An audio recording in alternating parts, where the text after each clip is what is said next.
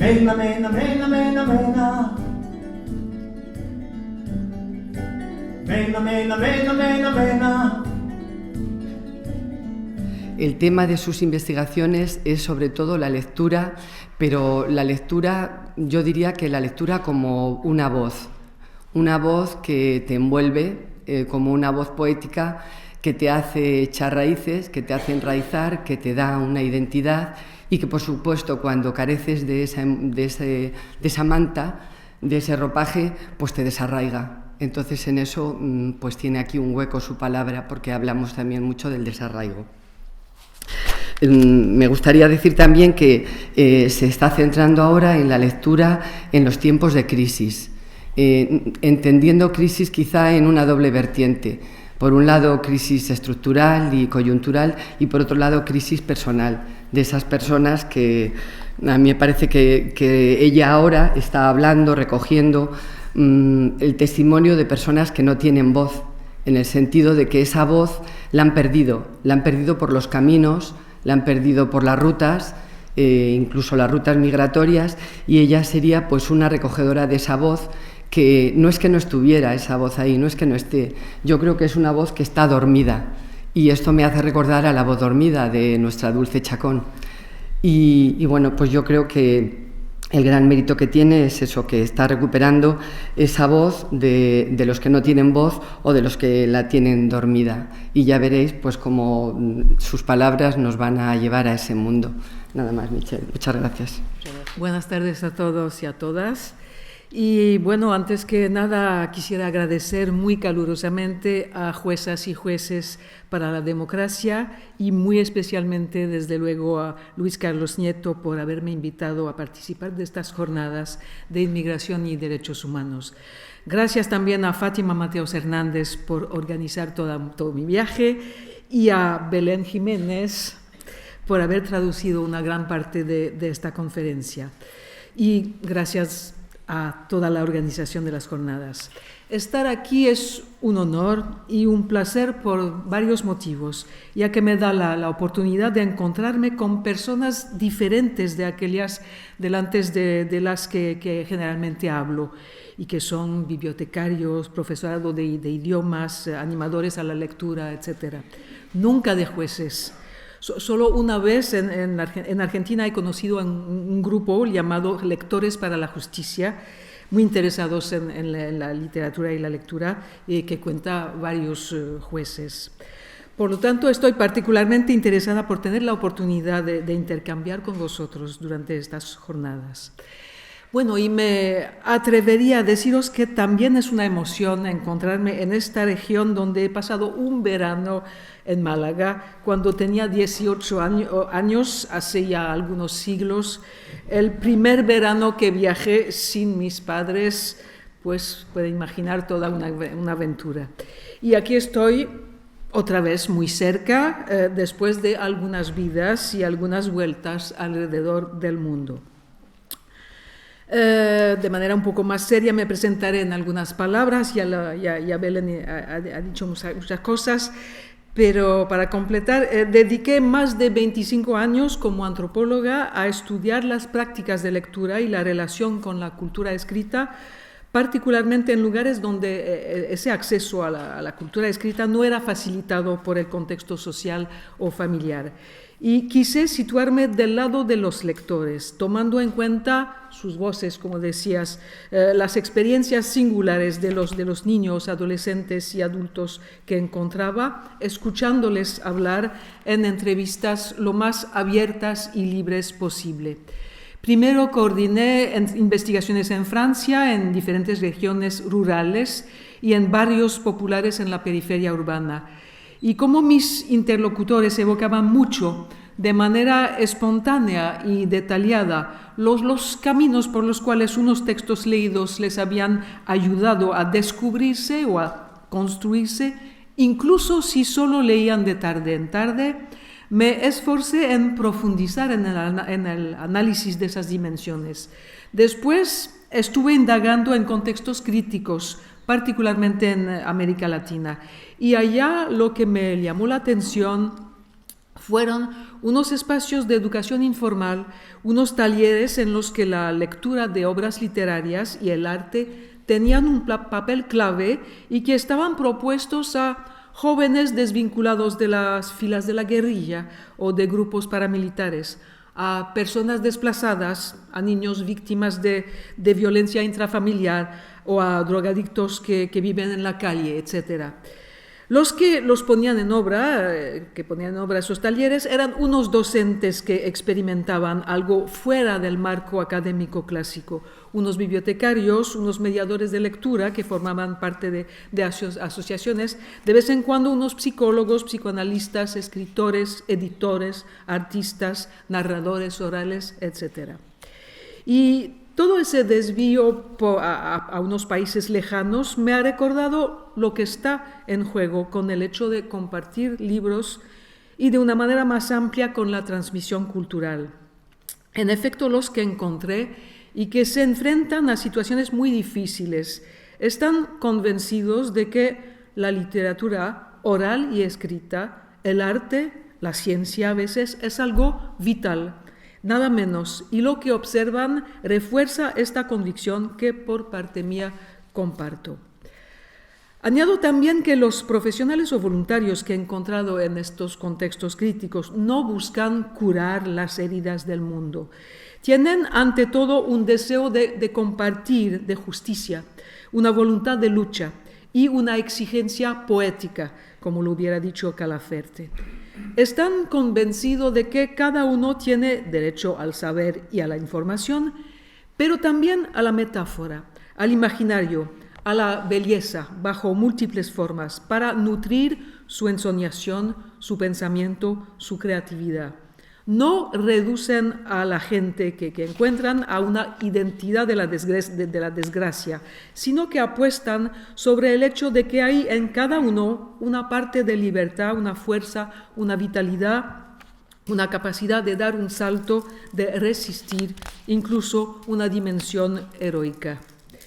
Me ayudaron a comprender que la literatura y el arte, de una manera un poco diferente, son un espacio para habitar, para elaborar un sitio en el mundo, al menos tanto como un universo dotado de significaciones.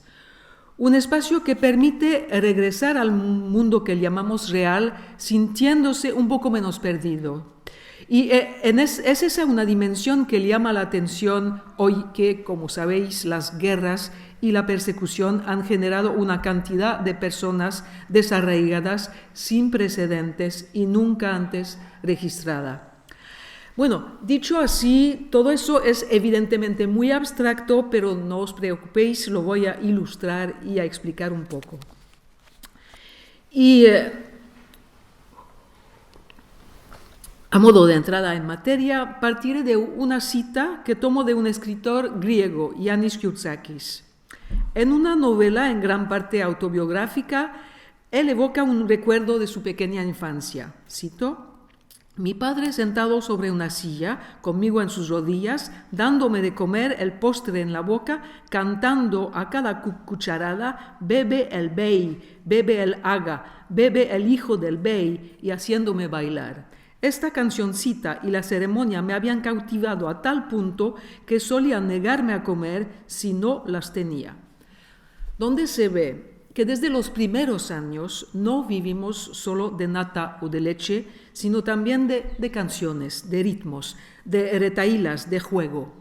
Todos los grandes psiquiatras infantiles hablaron de la importancia de estos momentos en que día tras día la persona que da los cuidados maternos se entrega con el bebé a un uso gratuito, musical, ficcional, metafórico, poético de la lengua.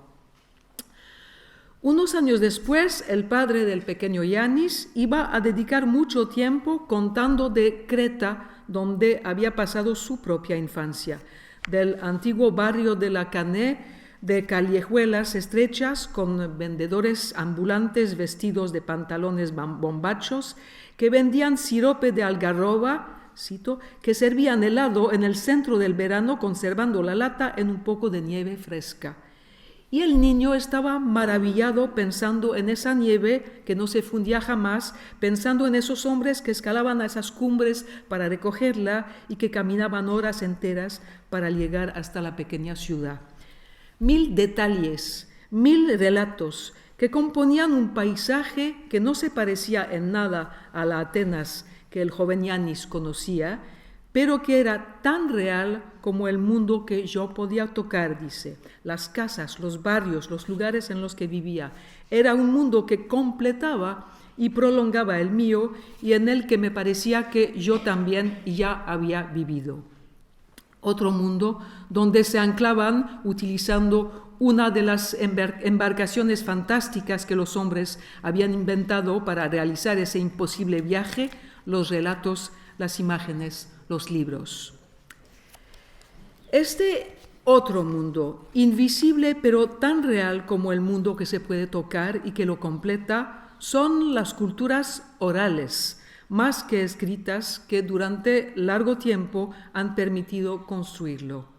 Como para este niño, la canzoncilla y la pequeña danza que la acompaña y después la evocación de un mundo lleno de colores del que se va a adueñar hasta el punto de tener la sensación de que su infancia ha comenzado en el siglo XIX.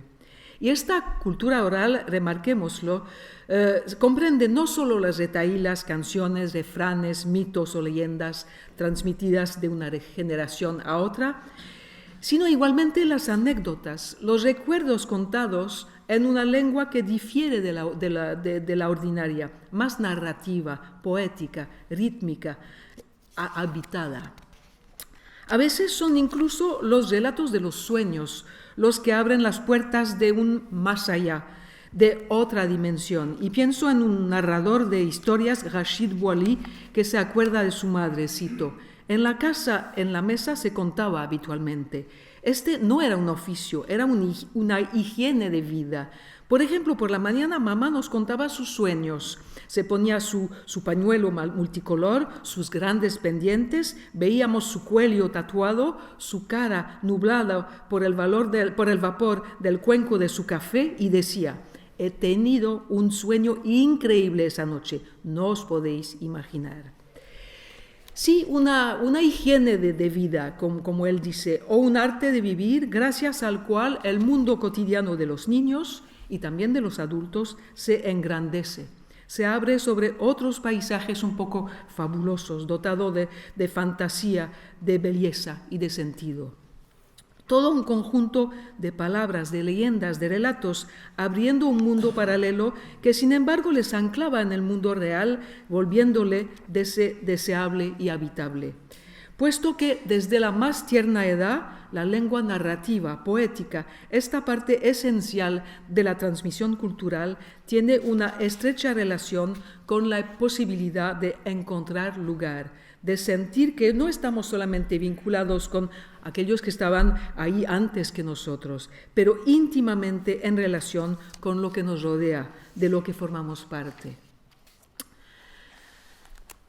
Tomaré aquí prestado un ejemplo que ya mencioné precisamente en Arenas de San Pedro hace 2 años, pero porque me interesó mucho.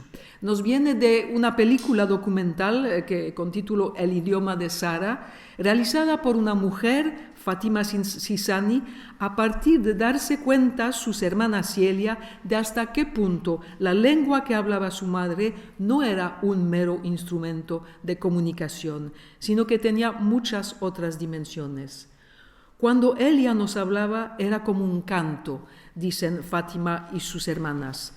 Fátima, que vino a Francia de niña, explica: los kabilas existen ante todo por la palabra. Cada gesto, cada instante de su mundo cotidiano puede dar lugar a una lengua de versos, de metáforas, de proverbios. En estos contrafuertes montañosos de los cuales ellos son huéspedes, los torneos de oratoria eran un ejercicio corriente.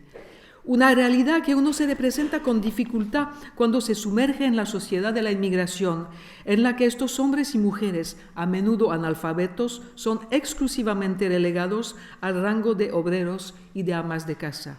Nos cuesta imaginar a los narradores que surgen cuando vuelven a su lengua. Esa realidad la he presentido. He entendido toda su dimensión filmando a mi madre, su mundo cotidiano y su historia.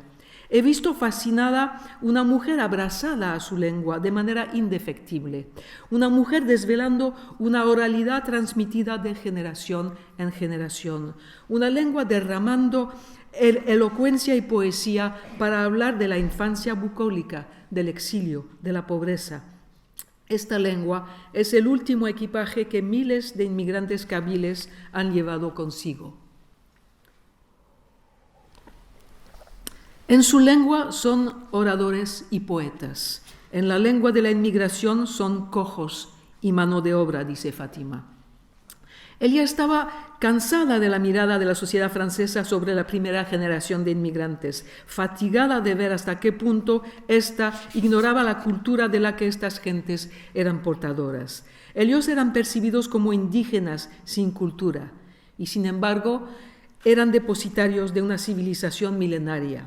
Su madre se había negado a aprender el francés porque había vivido dolorosamente el exilio que le había sido impuesto por la pobreza y por su marido, pero no había dejado nunca de hablarles a sus hijos. Mi madre nos ha construido gracias a la lengua kabyle, dice Fátima. Esa lengua es una biblioteca viviente que ha acunado nuestra vida familiar. Durante un verano en el país, ella ha filmado a su madre y a sus amigas y se les ve improvisar poemas colectivos cuando recogen el heno, interpelar a la montaña, a la perdiz, al halcón, a los ancestros. Estos poemas las relacionan con el universo que las circunda, con el mundo natural, con lo sobrenatural. Contemplando el paisaje, una mujer dice: estas montañas son nuestra vida, nuestra alma. La película muestra también cómo esa lengua permite transformar las preocupaciones y tristezas en belleza. Tan pronto algo me preocupa, le encuentro un poema, dice una joven mujer. Es una manera de no olvidar lo que tú has pasado. El poema se convierte en un apoyo. Los que componen son los que sufren. Cuando los recito me siento mejor. Terminar un poema me llena de dicha. Así pues, el poema no solo aligera el sufrimiento, sino que llena de alegría, tiene un poder de transfiguración. Si los kabiles destacaban, y todavía destacan a veces, al jugar con esa lengua poética metafórica, no era su lengua, por supuesto, bajo múltiples formas ha sido abundantemente hablada en la cotidianidad de Ruanda hasta el Líbano, de la India hasta Argentina o Colombia, o mejor dicho, ha sido abundantemente cantada. Porque lo que me ha sorprendido, reuniendo escenas de transmisión cultural evocadas por escritores, pero también por personas que he encontrado, es hasta qué punto la dimensión cantada de la lengua está aquí frecuentemente mencionada. Cuando ella nos hablaba era como un canto, decían entonces Fátima y sus hermanas. La escritora Zaya Rahmani escribe a propósito de su madre que hacer del mundo un canto era su secreto, el de las mujeres. Todavía un otro ejemplo, próximo el de Federico Martín, al que oí una vez contar que nació en Extremadura, cito, en un paraíso donde todo cantaba. Los ríos, los pájaros, las mujeres. Crecí a la sombra de mi abuela, a la sombra de mujeres que cantaban, eran analfabetas, pero cantaban. Nací en la amargura de un hermano muerto, y esa amargura solo se suaviza por los cantos de las mujeres. Mi madre me ayudaba a acercarme a las cosas nombrándolas, ella las nombraba para ordenarlas. Fin de cita. A propósito del origen del lenguaje humano, Jean-Christophe Bailly escribe lo siguiente: todo lo que se puede saber, y que es muy poco, indica siempre la precedencia del canto o de lo cantado. Algunos investigadores han sugerido, en efecto, que nuestros lejanos antepasados habrían cantado antes de hablar, o bien que el protolenguaje y la protomúsica habrían estado originariamente fundidos en un solo medio. Proust pensaba ya que la música era como una posibilidad de comunicación que no se realizó porque la humanidad tomó otros caminos, los del lenguaje hablado y escrito. Y antes de él, Rousseau había escrito: decir y cantar eran antaño la misma cosa, retomando una antigua fórmula. Bueno, la cuestión de los orígenes recurre fácilmente a los mitos, pero por el contrario, hay algo que pone en relieve la observación, y es que en todas las culturas se aprende primero la música de la lengua, su prosodia, que no se enseña, pero se transmite. En el devenir del pequeño humano, la palabra vale en primer lugar por sus modulaciones, su ritmo, su canto, y esto desde la gestación. Antes de ser sensible a las sílabas, el niño que va a nacer lo es a la melodía de la voz. Y si la dimensión cantada de la lengua está a menudo evocada a propósito de escenas de transmisión cultural, es seguro por el hecho de la gran sensibilidad de los niños a las inflexiones de la voz. Esto puede ser también porque lo que se experimenta en estos momentos es un bienestar muy particular, una sensación de armonía, justamente en el sentido musical del término. Armonía con el mundo interior, consigo mismo, pero también con lo que nos rodea. Como si fuera toda la relación con el mundo que estaba dotada de una musicalidad cuando la lengua es como un canto. Un poco como algunas músicas de películas nos hacen mirar de otra manera las imágenes y sentirnos en el corazón mismo de la historia. Los psicoanalistas pensarían aquí en lo que se llama desde Daniel Stern la sintonía afectiva que se opera en las interacciones tempranas entre adulto y niño, y han comparado a menudo esas interacciones tempranas con la improvisación de dos músicos o incluso con un ballet. Pero cuando yo hago referencia a una sensación de armonía con lo que rodea al niño, eso excede a la madre o al padre, la familia, los próximos e incluso la sociedad. Lo que ha llamado mi atención es que en estas evocaciones de escenas de transmisión cultural feliz se hacía mención a menudo al mundo natural, a la montaña donde se va a buscar la nieve, a las estrellas, al océano, al río, más aún a los animales, y no solo por parte de los que habían crecido en el campo. No se estaba lejos del jardín del Edén, o al menos de un universo un poco animista, donde todo cantaba, como decía Federico Martín, donde todo hablaba. Lo que habría sido comprobado es una cierta armonía con todo eso, una sensación de estar en su sitio, de encontrar su lugar. Sensación momentánea, pero que se inscribe dentro del cuerpo y del espíritu y deja huellas. Este universo animista, por lo demás, lo volvemos a encontrar aquí mismo en Europa, en lo que proponemos a los niños.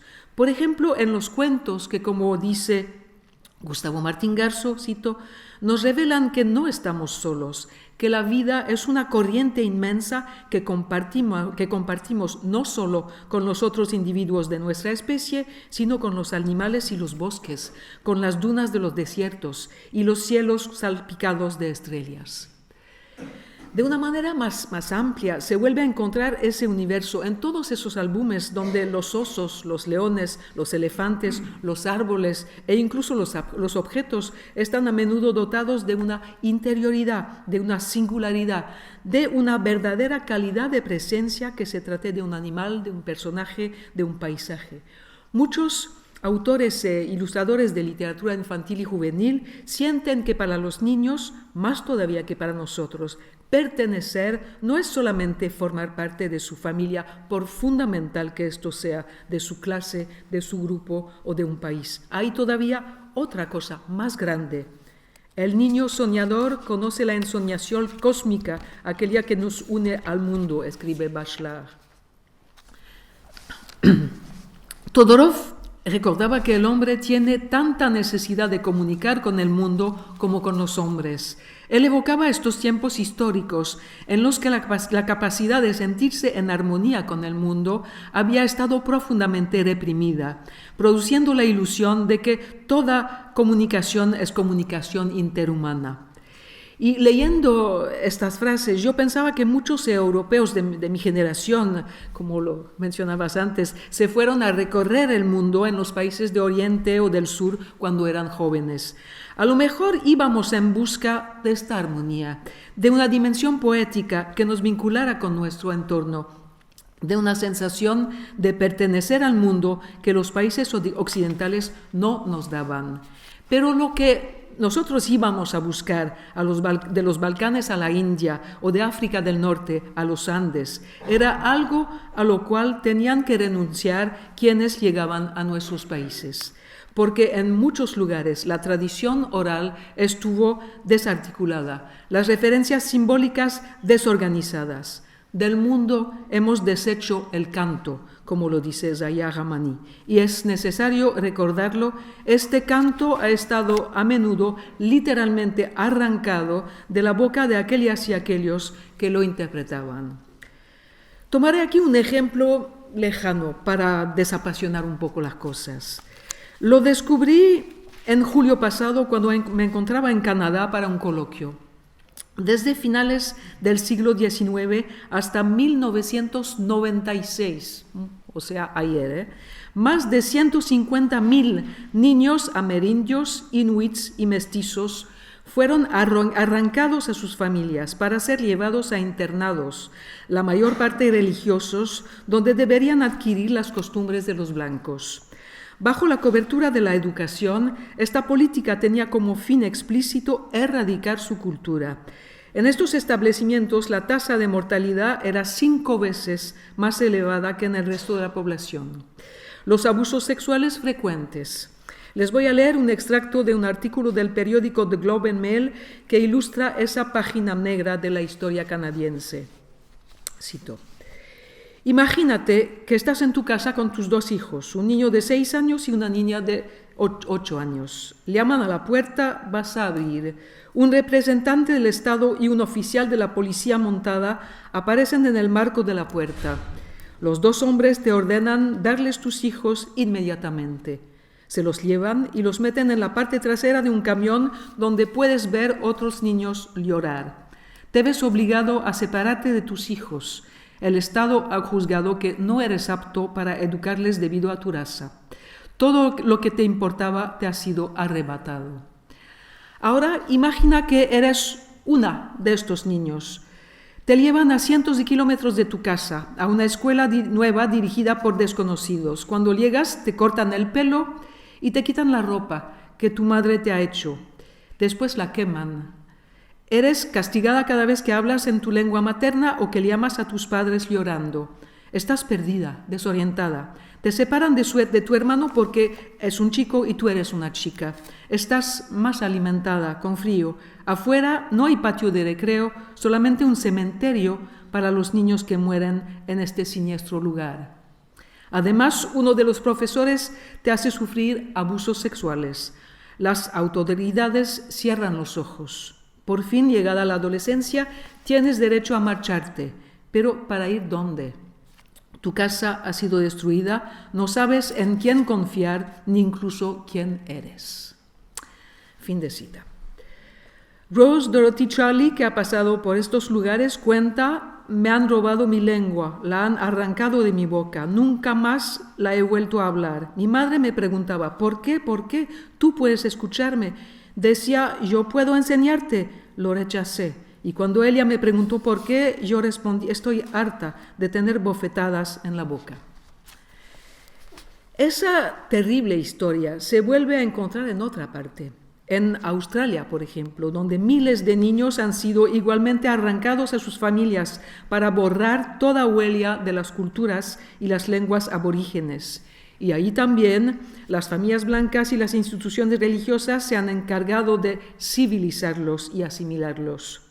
En las colonias belgas, miles de niños nacidos de un padre blanco y de una madre congoleña, ruandesa o burundesa han sido quitados a sus madres y enviados a los internados religiosos de Bélgica. En Francia, en los años 1960-1970, se han deportado niños de la isla de la Reunión, en el Océano Índico, para repoblar los departamentos rurales de la metrópoli. Al menos en Canadá, los 2 últimos primeros ministros han pedido solemnemente perdón. Y todos los partidos políticos han aceptado que el gobierno se excuse en nombre de la población canadiense. Por lo menos una comisión de la verdad y la reconciliación ha recogido los testimonios de miles de antiguos alumnos y hecho un informe final que acusa al país de genocidio cultural. Incluso cuando la voluntad de arrancar a los niños a la cultura de sus padres ha tomado formas menos extremas o menos visibles, esto no deja de ser una guerra cultural que se ha llevado a cabo en muchos lugares. En mi país, a los inmigrantes se les ha pedido durante mucho tiempo que dejaran en el armario la cultura y la lengua en la que habían crecido, de limpiarse de allí de donde venían para abrazar una identidad francesa supuesta como la única capaz de cimentar una sociedad, como dicen algunos, como si los humanos fuesen piedras. En Francia estábamos emergiendo de un vacío, de una procedencia sin genealogía, y si llegábamos a ser acogidos, sería a costa de esa negación, escribe Zaya Hamani, exiliada cuando era pequeña en un campo donde estaban reagrupados antiguos soldados indígenas de la Armada Francesa como su padre. De niña, ella había buscado leer, aprender sobre su país de nacimiento y no había encontrado nada. Felizmente su madre, como la de Fátima Sisani, transformó el país perdido de la infancia en una tierra fértil y luminosa, con sus relatos en los que evocaba la epopeya familiar y todo el universo natural y fabuloso que la rodeaba. Esto no es tan frecuente. En los años 1990, cuando yo hacía muchas entrevistas con hijos de inmigrantes, les preguntaba siempre si recordaban leyendas, historias o memorias que sus padres les hubiesen contado. Era muy raro e impreciso. En el exilio, mucha gente olvida las historias que les fueron transmitidas, o les parece que estas pertenecen a una época que no tiene razón de ser, o bien los niños se apartan de lo que los padres tratan de contarles, casi les da vergüenza, porque eso no les aporta ningún reconocimiento. La evocación de la saga familiar no es para nada cómoda, puede comportar páginas oscuras que han sido vividas como traumatizantes. Tanto es así que en muchas familias las madres han dejado de transmitir una lengua portadora de mitologías y de poesía, y los padres se han quedado callados, sobre todo sobre los capítulos oscuros de la historia que habían vivido.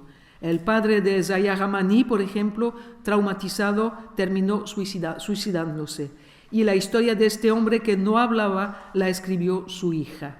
Sin lengua estaba también sin territorio, dice ella, puesto que el silencio acaba no solamente con partes enteras del pasado, sino también de los países, de los espacios que han sido arrancados debajo de sus pies. De una manera más amplia, en muchas familias, la lucha por la supervivencia o el trabajo acapara el tiempo cotidiano.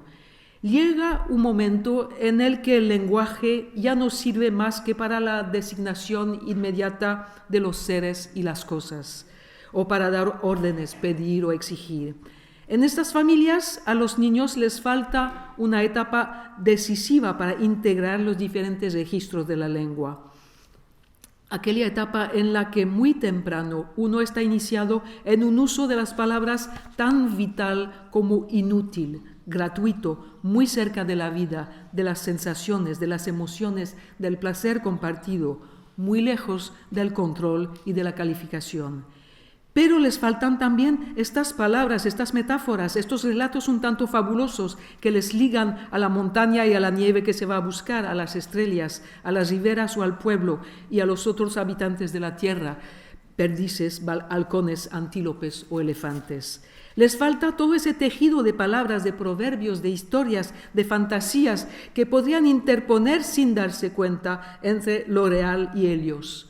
Ningún mundo de ficción completa el mundo real donde se encuentran y que no les dice nada, o solo les significa rechazo y humillación social si viven en unos barrios relegados, estigmatizados, o peor todavía, en unos campos como estos donde han vivido tantos soldados indígenas de la Armada Francesa y sus familias, o tantos refugiados y sus hijos hoy en día.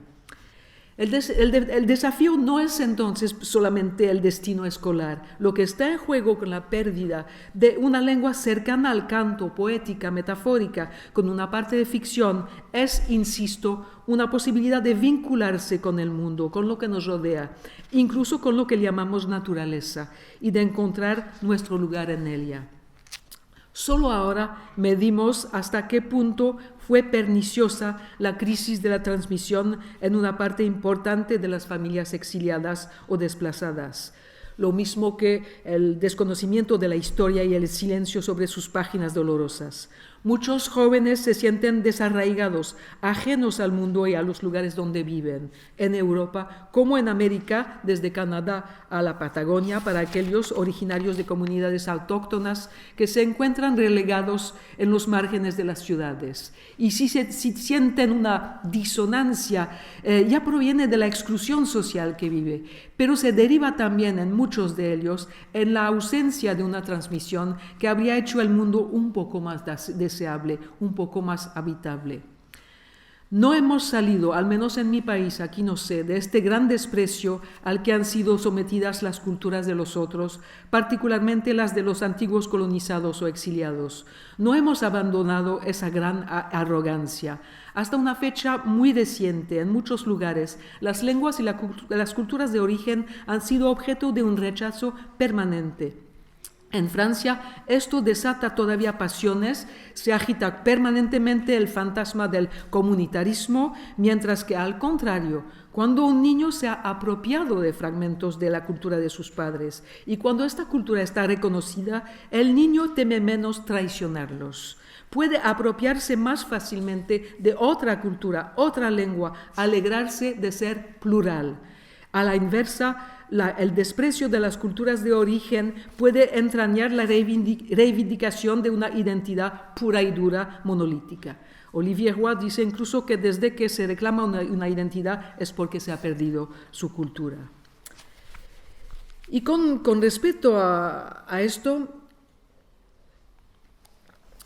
me parece que ya es hora de suscitar reencuentros con culturas orales perdidas, de dar forma y lugar a todo un patrimonio que no sea solamente el de las culturas dominantes. Ya es hora de recoger palabras y escritos, constituir archivos, escribir la historia cultural de la inmigración y no solo la historia política y económica. Y los promotores de libros, de literatura, de obras de arte pueden contribuir mucho a ello. Evidentemente eso requiere todo un arte de hacer y de conjugar oral y escrito, pero muchos lo hacen ya con delicadeza y desde años. Tal es el caso, por ejemplo, en Francia, de la asociación ACCE, que pone libros a disposición de los niños muy pequeños, los bebés, en medios económicamente desfavorecidos desde el 1982. Siempre cuidaron mucho de no excluir a los padres, sino más bien de involucrarlos, de estar muy atentos a sus reacciones, a sus palabras. Recuerdo a una mediadora que comentaba a propósito de una mujer que participó en una actividad llevada a cabo en la guardería de un centro de detención, la cito: de repente toda su infancia volvió, se puso a cantar porque reencontró todo un aspecto de su infancia que había olvidado. Basta con que una tenga ganas de cantar para que las demás se contagien.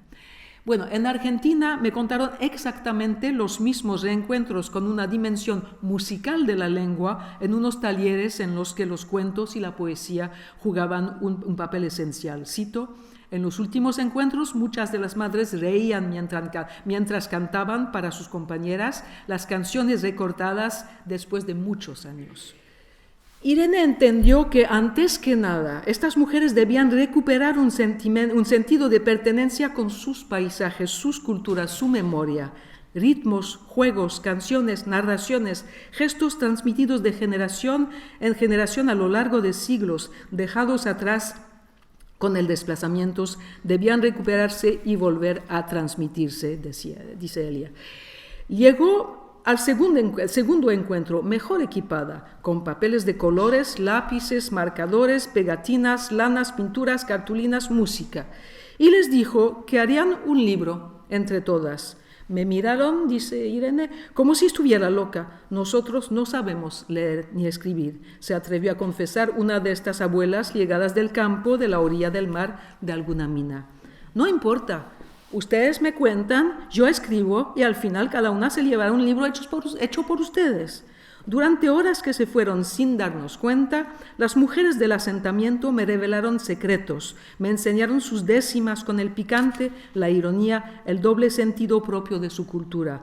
Nos reímos. Yo tenía que escribir a gran velocidad para no perder ni una sola de sus palabras. Al final de cada verso escribía el nombre de la autora y su lugar de procedencia: Ana Jacinta de Barbacoas, Leti de Robles, Candelaria de Buenaventura. Una tras otra fueron dictando con orgullo, con la dignidad recuperada, con la autoridad de la persona mayor que tiene conocimientos y que sabe que debe transmitir las palabras impresas en su memoria. Irene armó con lanas unos libros artesanales y regresó a iniciar la siguiente frase. Repartió los libros y dijo que había que ilustrarlos. La cito de nuevo. Por primera vez pude abrir mis bellos libros álbum y mostrar cómo se combinaban letras y dibujos. Leer en voz alta, eso no. Aún no era el tiempo. Con los materiales a su alcance, las abuelas pintaron, recortaron, pegaron, iluminaron como los antiguos copistas sus ejemplares. Yo las acompañaba leyendo y releyendo sus décimas. Cada una daba lo mejor que tenía. Hicieron una exposición en la que cada una mostró su libro. Las mujeres hicieron primero su libro para poder entender los libros de los otros. Era necesario que sintieran que tenían algo que tenía un valor, una sabiduría, un dominio del mundo que había que transmitir. Recordaré todavía a otro latinoamericano, Daniel Goldin. Daniel ha sido por largo tiempo editor y desde hace unos años se convirtió en director de la Biblioteca Vasconcelos, institución cultural la más visitada de México después de las pirámides de Teotihuacán y el Museo Nacional de Antropología. Él destaca algo esencial en esa época tan brutal, la hospitalidad, que tiene que ver con el diálogo, con la capacidad de construir un espacio con el otro, con, lo cito, la extraordinaria diversidad que convive bajo la protección del libro, lean o no. Y según él, ya es hora de cuestionarse acerca de lo que saben los que no saben, de darle voz a estos saberes ocultos. Lo cito, una biblioteca debe ser un lugar de reconocimiento de saberes, no solo un espacio para la salvaguardia de conocimiento o su puesta a disposición del público. Por ejemplo, dando espacio a estas bibliotecas humanas en las que se pide a alguien que nos cuente su vida o nos haga parte de su experiencia. Es que todo el mundo tiene algo que ofrecer y una historia que contar. En la Vasconcelos, la Biblioteca Humana comenzó durante la Semana de la Igualdad de Género. Permitió conversar con una madre indígena mije que saca sola adelante a sus hijos o con un papá gay, etc. Otras bibliotecas humanas estuvieron dedicadas a la violencia contra las mujeres, a los terremotos, a las lenguas maternas, a las discapacidades. Ocasiones todas para celebrar la diversidad, para descubrir que la realidad es mucho más amplia de lo que parece, para leer de otra manera el país y su gente. No puedo detallar las múltiples actividades a menudo sorprendentes que se desarrollan en la Vasconcelos. Relatos de barrio, lectura en voz alta de la Odisea, taller geometría y ganchillo, taller de fotografía, de dibujo, de escritura autobiográfica, sala de lengua de signos, tricotado colectivo de mantas para los sin techo, coreografías en las que se danza con los bebés, sesiones de amamantamiento colectivo, etc. Señalo solo la importancia dada a los bebés con un programa muy amplio para atención a la primera infancia y un diplomado semipresencial de 9 meses. Y la del jardín, que inspira mucho a Daniel para futuros proyectos, encontramos de nuevo la naturaleza. Y lo cito. Durante muchos años, los hombres del libro hemos estado preocupados por lo que decimos, por transmitir lo que sabemos, por decir, escribir y enseñar. Ingenuamente suponíamos que lo que decíamos, hacíamos, escribíamos le daría forma a los otros y a lo otro, y que eso haría un mundo mejor para todos. Hoy sabemos que eso no sucede. pero no sé cuánto hemos explorado los poderes de la escucha, una actividad altamente comprometedora y muy misteriosa.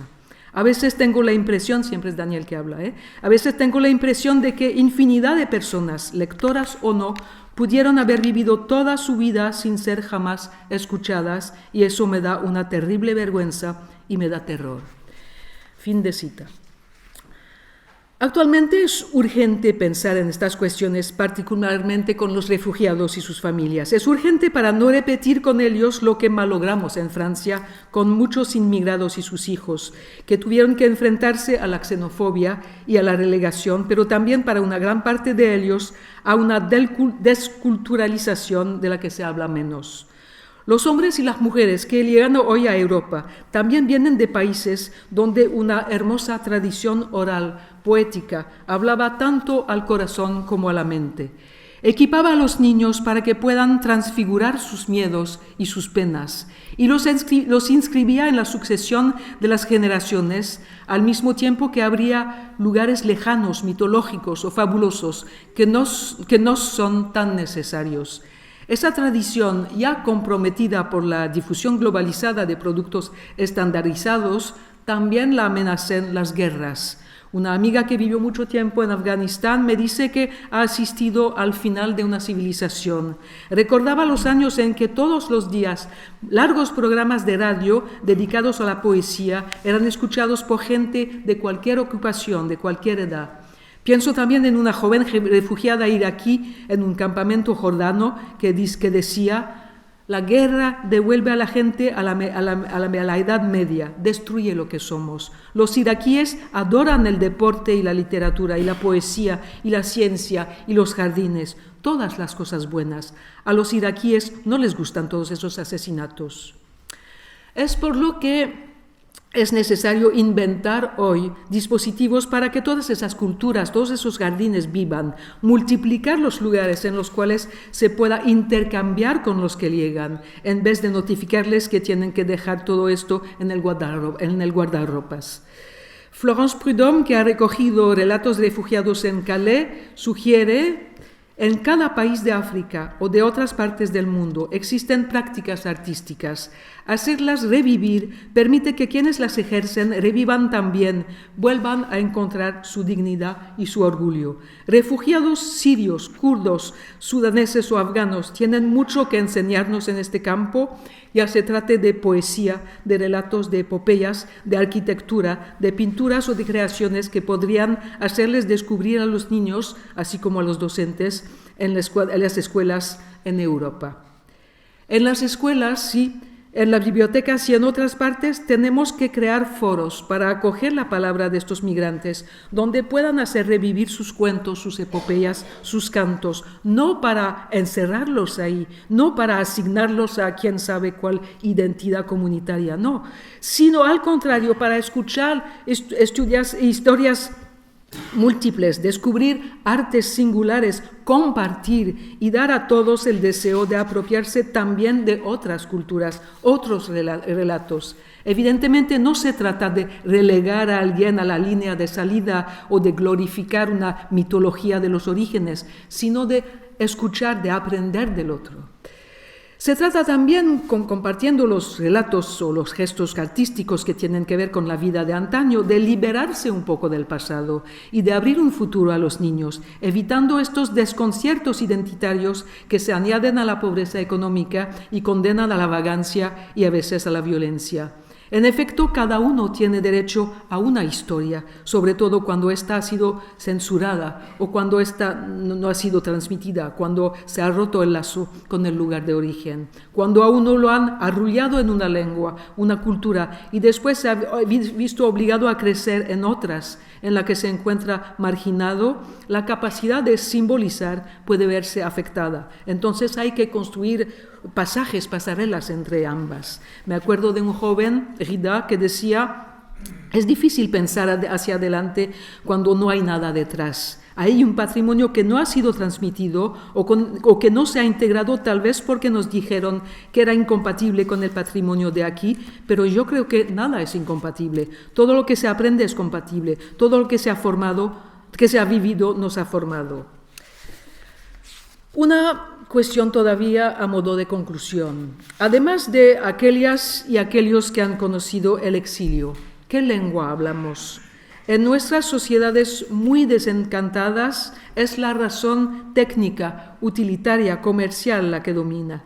La relación con las cosas es de puro consumismo, pero también en larga medida con los animales, con los paisajes. Es una depredación, los aniquilamos, los talamos. Y las lenguas son también muy maltratadas, como señala Olivier Rollin, lo cito. La lengua, todas las lenguas en todas partes del mundo son atacadas, degradadas, homogeneizadas, banalizadas. Su fuerza expresiva taladrada por la influencia de la lengua de los medios, la cual es al mismo tiempo pobre, repetitiva, fabricada con lugares comunes e invasiva, omnipresente. El lenguaje de los medios y también el de la política, y es frecuentemente el mismo, es un enorme edredón que ahoga, o en todo caso es susceptible de ahogar toda expresión original. Y Rollin le contrapone una lengua vasta, compleja, matizada, a la vez popular y seria, capaz de expresar todos los aspectos del pensamiento, sentimientos, sensaciones. Una lengua capaz de hacer ver, tocar, sentir, la lengua de la literatura oral y escrita, desde luego. Me gustaría que hayan sentido que cuando leáis libros a los niños o a los adultos también, cuando les mostréis imágenes en los álbumes, cuando les contáis historias, estáis respondiendo a una necesidad antropológica, pues es hora de recordar que no somos reductibles a variables económicas que se ajustan más o menos a las necesidades del mercado. Nosotros no nos limitamos tampoco a nuestros roles sociales, aunque estos nos resultan fundamentales. Somos también, o somos quizá ante todo, animales poéticos, animales narrativos. Ante todo, puesto que los humanos han creado obras de arte desde hace más de 40.000 años, mucho antes de inventar la agricultura. Muy temprano, en diferentes regiones del mundo, nuestros antepasados necesitaron realizar unos ritos complejos para acompañar los grandes tiempos de la existencia, comunicar con otro mundo, interponer arte y palabras entre los misterios de la vida y de la muerte y ellos mismos, sentirse vinculados con los elementos y los animales, también para celebrar los gestos cotidianos. Desde hace milenios se decoran las paredes de la casa, se adornan los recipientes en los que se conserva la comida, se pinta o se escarifica el rostro o el cuerpo y se cuentan historias, más o menos complejas y frecuentes según los contextos culturales. Algunas poblaciones son más cuentistas, otras más bailadoras o pintoras, pero siempre existe una poética. Lo utilitario no nos basta. Recordar cosas tan simples podría parecer naif o romántico, pero vivimos en una época donde en muchos lugares las instituciones educativas y culturales están llamadas a desarrollar solo los campos que tienen una utilidad medible. Ahora bien, cuando los niños y niñas escuchan contar, cuando abren los libros, no lo hacen porque eso vaya a ayudarles en su currículum escolar o para convertirse en buenos ciudadanos. Lo hacen porque tienen necesidad de otra dimensión, de otro espacio, necesidad de interponer palabras, historias, metáforas, imágenes entre ellos mismos y este otro mundo que está ahí alrededor de ellos, extraño, incomprensible. Porque son curiosos, inquietos, están en búsqueda de secretos y son juguetones y poéticos. Porque están también a la búsqueda de unos ecos de lo que sienten de manera confusa e inefable, y porque los libros dan forma a deseos y temores que ellos creían que eran los únicos en experimentar. Porque les permiten sustituir el caos con un poco de orden, de continuidad. Gracias por contribuir, cada uno con su manera de hacer, a esta transmisión cultural tan importante con sus propios niños o con otros, por compartir estos tiempos poéticos, frágiles y preciosos con los niños, los adolescentes o los adultos. Incluso si después no se han convertido en lectores, yo os aseguro que en esos tiempos de gran brutalidad habréis hecho una obra más que útil. Y gracias por haberme escuchado. Mena, mena, mena, mena, mena. Mena, mena, mena, mena, mena.